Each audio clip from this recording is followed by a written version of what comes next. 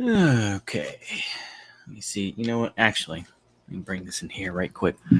Let me do that. I was thinking about it because I know people are going to hear me. Unprofessional. Haha. You know, every time. Let's bring it in here. Let's bring the party in here. I know you're coming. No. Okay. Oh, I forgot. Sorry. Okay. Well, nonetheless, we're gonna go ahead and do this kind of the way we did earlier. We're gonna kind of go full circle here. At the beginning of the summer, we read Ernst Röhm's kind of autobiography, kind of talking about what happened to him, uh, you know, starting in life, and then kind of going all the way up to a little bit just before 1930, I believe. But anyway, so we're going to be reading The Jewish State. I'm going to be reading The Jewish State by Theodore Herzl. And even though this is kind of bourgeoisie Zionism for the rich folks, I think it's important to get kind of an idea where everyone can understand this. So let's start with the preface. The idea which I have developed in this pamphlet is a very old one, the restoration of the Jewish state. The earth resounds with outcries against the Jews, and these outcries have awakened the slumbering idea. I wish it to be clearly understood from the outset that no portion of my argument is based on a new discovery. I have discovered neither the historic condition of the Jews nor the means to improve it. In fact, every man will see for himself that the materials of the structure I am designing are not only in existence, but actually ready to hand. If therefore this attempt to solve the Jewish question is to be designated by a single word, let it be called a combination. Certainly not a fantasy. I must in the first place guard my scheme from being treated as utopian by superficial critics who might commit this error of judgment if I do not warn them. I should obviously have done nothing to be ashamed of. If I had described a utopia on philanthropic lines, I should also, in all probability, have obtained literary success more easily if I had set forth my plan in the irresponsible guise of a romantic tale. But this utopia is far less attractive than any one of those portrayed by Sir Thomas More and his numerous forerunners and successors. And I believe that the situation of the Jews in many other countries is grave enough to make preliminary trifling superfluous. An interesting book, Freiland, by Dr. Theodore Herzl, which appeared a few years ago, may serve to mark the distinction I draw between my conception and a utopian one. His is the ingenious invention of a modern mind, thoroughly schooled in the principles of political economy, and is as remote from actuality as the equatorial mountain on which his dream state lies. Freiland is a complicated piece of mechanism with numerous cogged wheels catching into each other, but there is nothing to prove that they can be set in motion. Even supposing Freiland societies were to come into existence, I should look on the whole thing as a joke. The scheme in question, on the other hand, includes the employment of an existent propelling force. In consideration of my own inadequacy, I shall content myself with indicating the cogs and wheels of the machine to be constructed, and I shall rely on more skilled mechanics than myself to put them together. Give me one moment, folks. I'm already starting to get parched.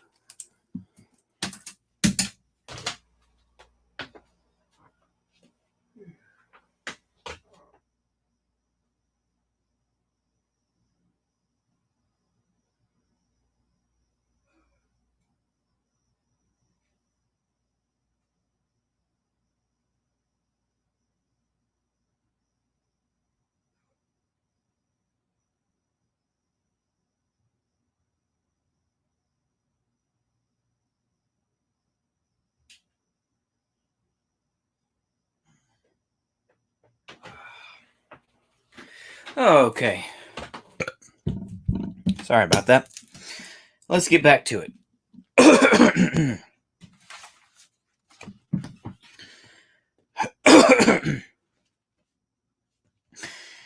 I shall content myself with indicating the cogs and wheels of the machine to be constructed, and to rely on more skilled mechanics than myself to put them together. Everything depends on our propelling force. And what is our propelling force? The misery of the Jews. Who would venture to deny its existence? We shall discuss it fully in the chapter on the causes of anti-Semitism. Everybody is familiar with the phenomenon of steam power, generated by boiling water, lifting the kettle lid. Such tea kettle phenomena are the attempts of Zionists and a kindred associations kindred associations to check anti-Semitism. Now, I believe that this power is if rightly employed, is powerful enough to propel a large engine and to dispatch passengers and goods, the engine having whatever form men may choose to give it. I am absolutely convinced that I am right, though I doubt whether I shall live to see myself proved to be so. Those who are the first to inaugurate this movement will scarcely live to see its glories close. But the inauguration of it is enough to give them self-respect and the joy of freedom of soul. I shall not be lavish in artistically elaborated descriptions of my project, for fear of incurring the suspicion of painting a utopia. I anticipate in any case the thoughtless scoffers who caricature my sketch and thus cry to weaken its effect. A Jew, intelligent in other respects, to whom I explained my plan, was of opinion that a utopia was a project whose future details were represented as already extant. This is a fallacy. Every chancellor of the exchequer calculates in his estimate with supposititious figures, and not only with such as are based on the average returns of past years or on previous revenues in other states, but sometimes with figures for which there is no precedent whatever, as, for example, in instituting a new tax. Everybody who studies a budget knows that this is the case, but even if it were known that the estimate would not be rigidly adhered to, would the new system of administration be therefore considered utopian? But I am forming greater expectations of my readers. I ask the cold-fitted men who I am addressing to set many preconceived ideas entirely aside. I shall go even so far as to ask those Jews who have most earnestly tried to solve the Jewish question to look upon their previous attempts as mistaken and futile. I must guard against a danger in setting forth my idea. If I describe future circumstances with too much caution, I shall appear to doubt of their possibility.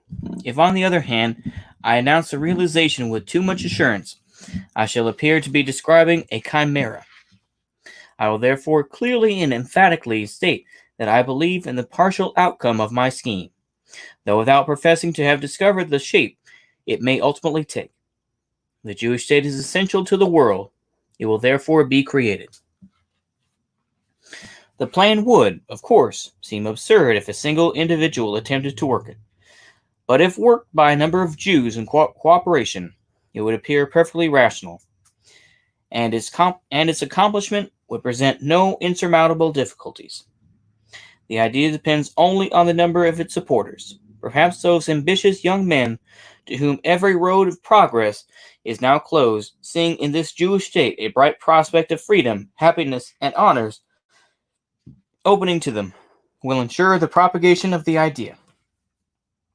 I feel that with the publication of this pamphlet, my task is done. I shall not again take up the pen unless the attacks of noteworthy antagonists drive me to do so, or it becomes necessary to meet unforeseen objections and to remove errors. Am I starting what is not yet the case? Am I before my time? Are the sufferings of the Jews not yet grave enough? We shall see. Now it depends on the Jews to make of this either a political pamphlet or a political romance. If the general presentation is too dull to understand it rightly, a finer, and a better generation will arise to understand it. The Jews wish for a state. They shall have it, and they shall earn it for themselves. The introduction. It is astonishing how little insight many of the men who move in the midst of active life possess of the science of economics.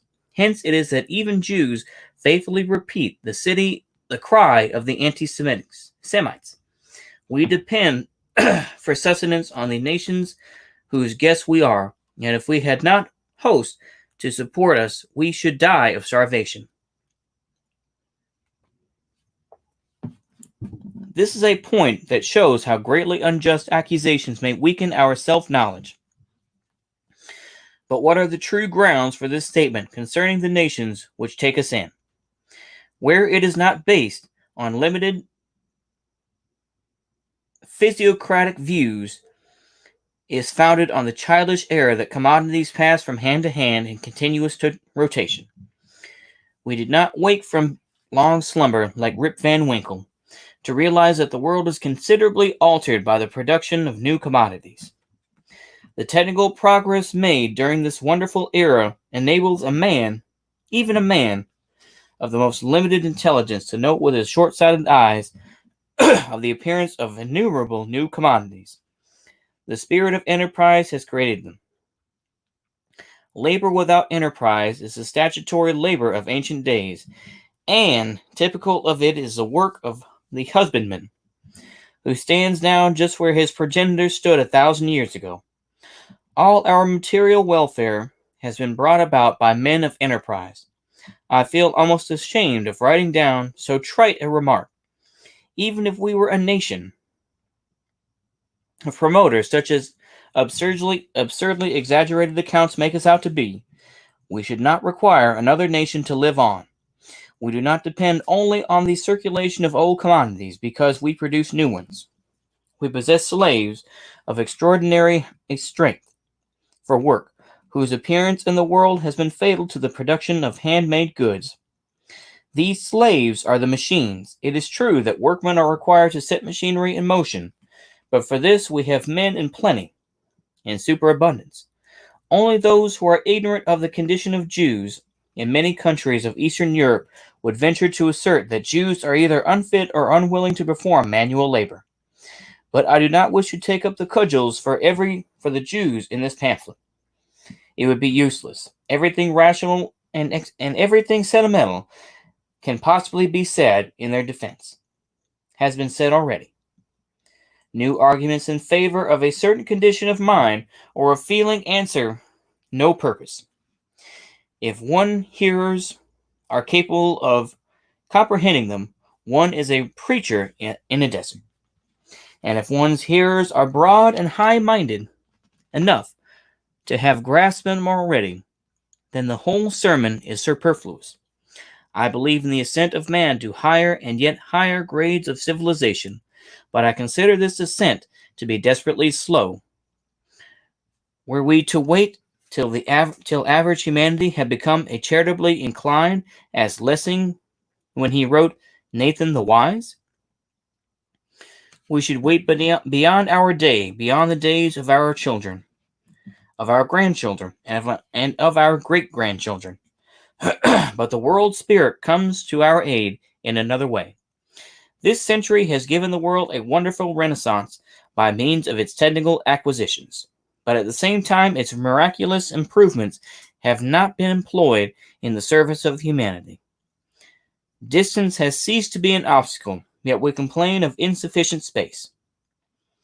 Our great steamships carry us swiftly and surely over hitherto unvisited seas.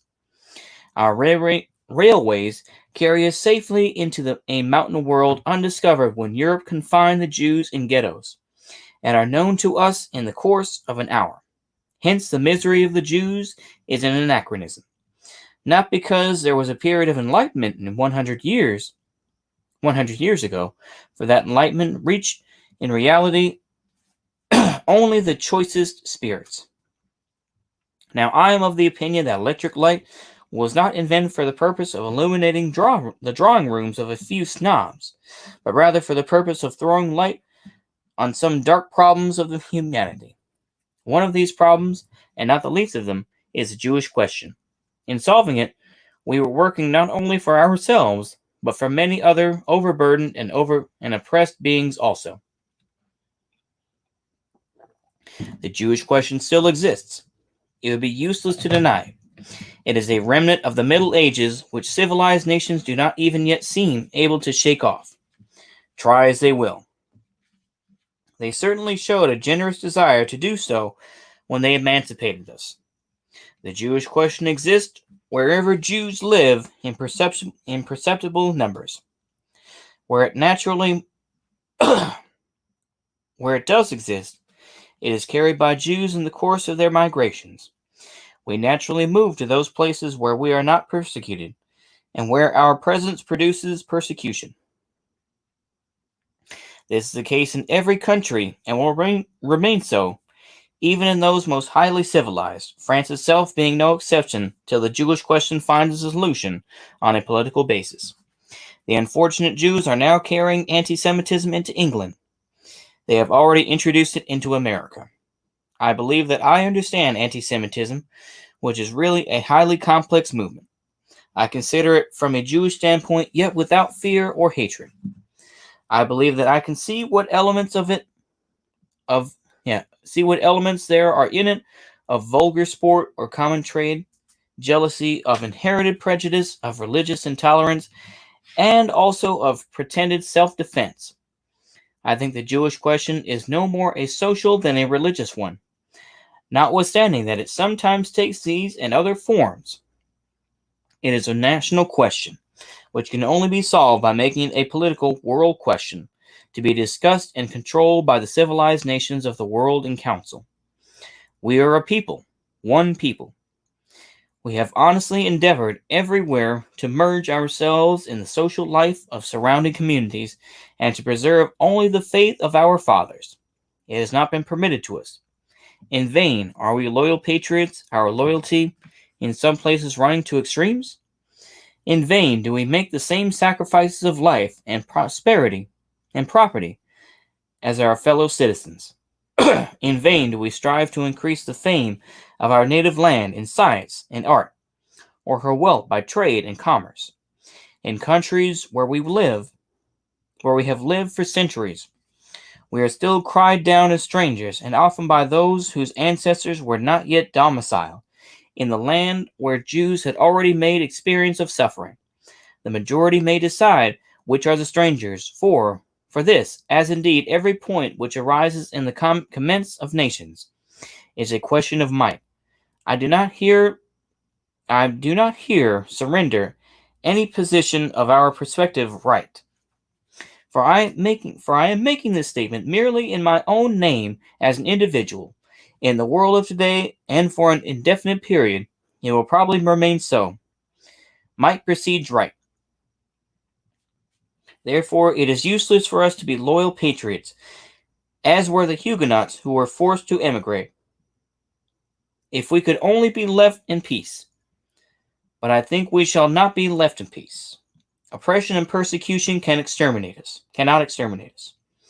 No nation on earth has survived such struggles and suffering as we have gone through. Jew baiting has merely stripped off our weaklings. The strong among us were invariably true to their race when persecution broke out against them. This attitude was most clearly apparent in the period immediately following the emancipation of the Jews. Later on, those who rose to a higher degree of intelligence and to a better worldly position lost their communal feeling to a very great extent.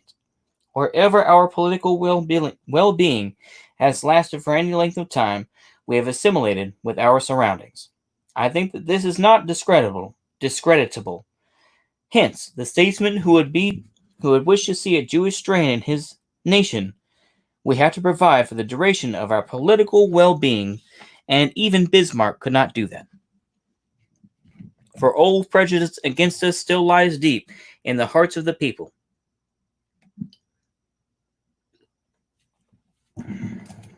He who would have proofs of it need only listen to the people where they speak with frankness and simplicity. Proverb and fairy tale are both anti-Semitic. A nation is a great child, which can certainly be educated, but its education would,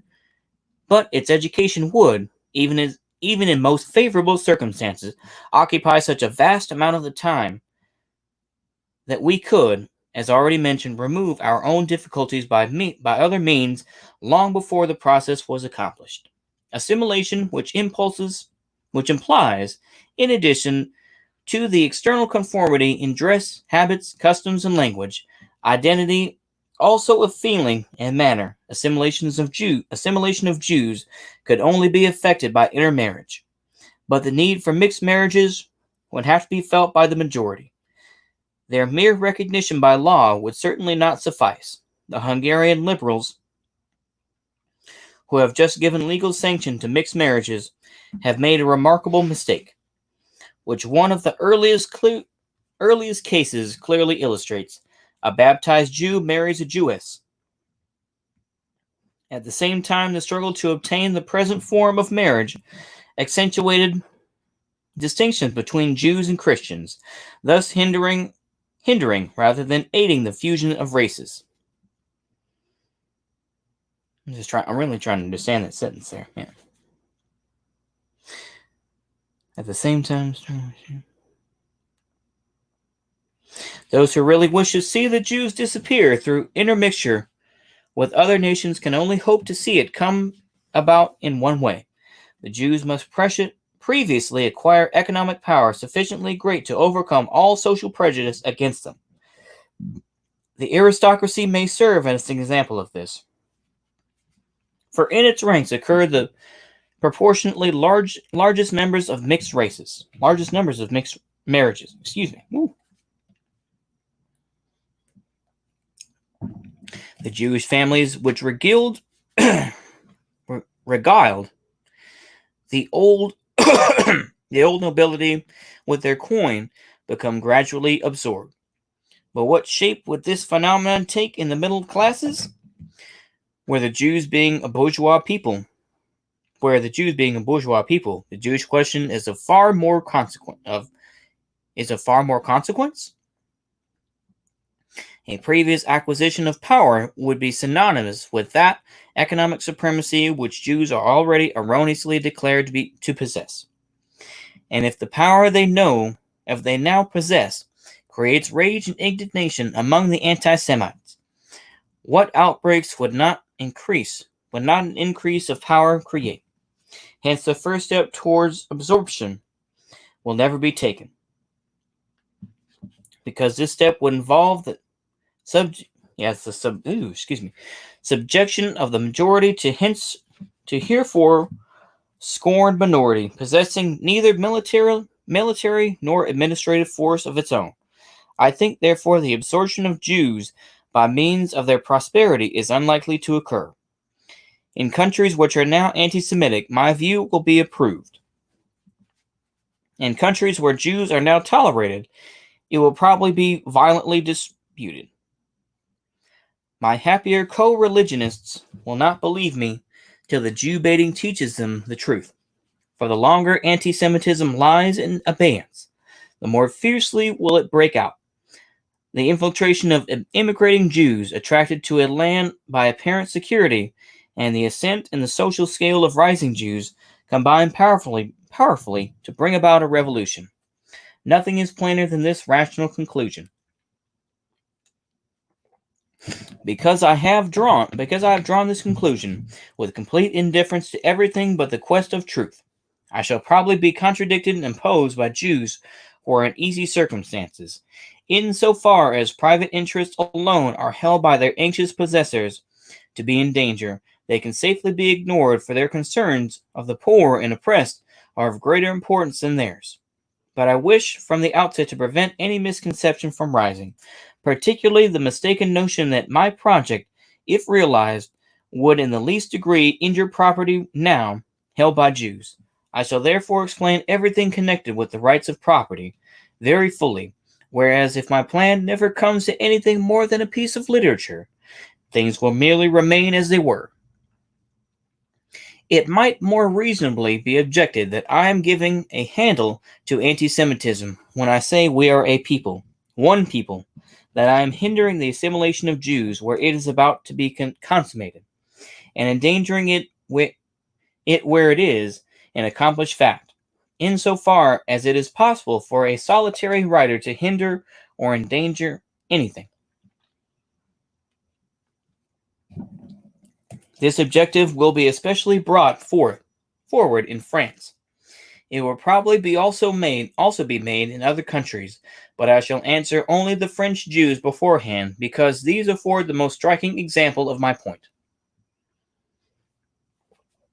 However much I may worship individuality, powerful personal individuality in statesmen, inventors, artists, philosophers, or commanders, as well as conjoint individuality in a historical group of human beings, which we call a nation, however much I may worship individuality, I do not regret its disappearance. Whatever is unfit to survive can, will, and must be destroyed. But the distinctive nationality of Jews neither can, will, nor must be destroyed.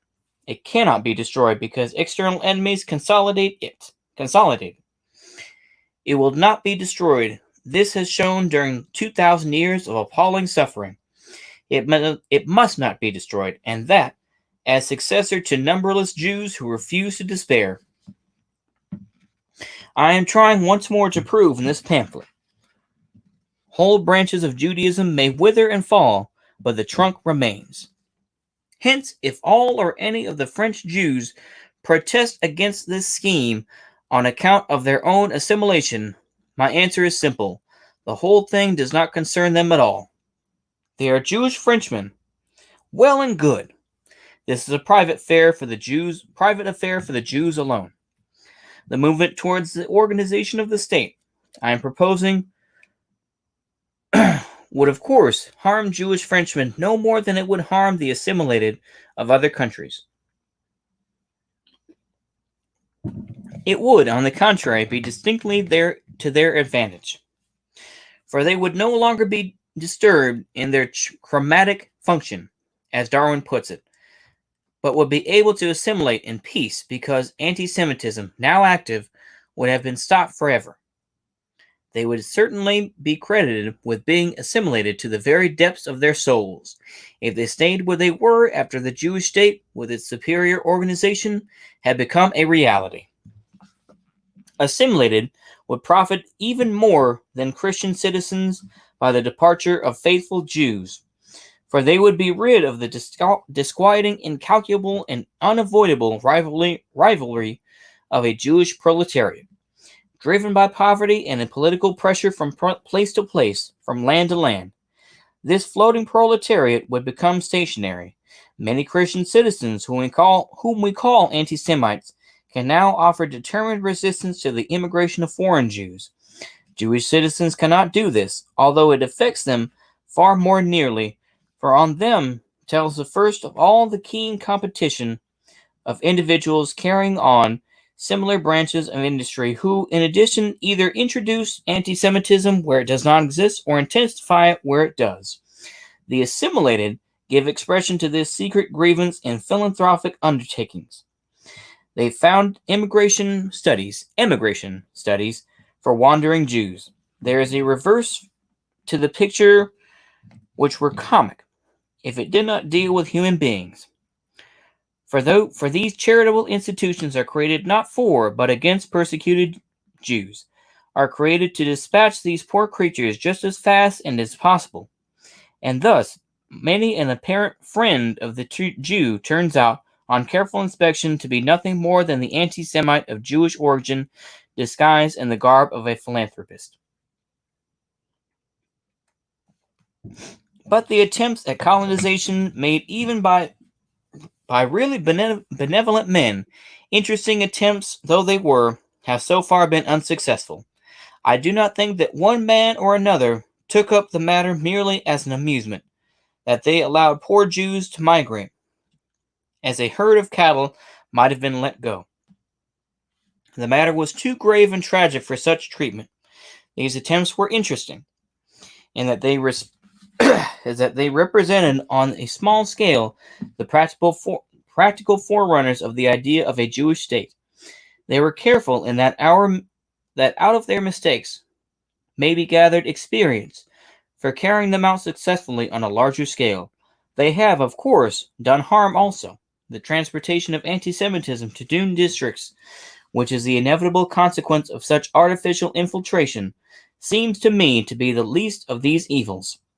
Far worse is the circumstance that unsatisfactory results tend to cast doubts on the efficacy of Jewish labor. But the following simple argument will remove this doubt from the minds of intelligent men. What is inefficacious and impossible to accomplish on a small scale need not necessarily be so on a larger one. A small enterprise may result in loss under the same conditions which would make a large one pay. A rivulet cannot even be navigated by boats. The river into which it flows carries fine iron vessels. No human being is wealthy or powerful enough to transplant a nation from one habitation to another. An idea alone can encompass that. And that this idea of a state may have the requisite power to do so. The Jews have dreamed this kingly dream all through the long nights of their history. Next year in Jerusalem is their old phrase. Now comes the opportunity to prove that the dream may have converted into a living reality. For this, many old, outgrown, confused, and limited notions must first be entirely erased from the minds of men. Dull brains might, for instance, imagine that this exodus would be from civilized regions into the desert. That is not the case. It will be carried out in the midst of civilization. Oh boy. Okay. I think I have to use a toilet, folks. Let me go ahead and end it right here. We're going to continue this here probably tomorrow. Bye-bye.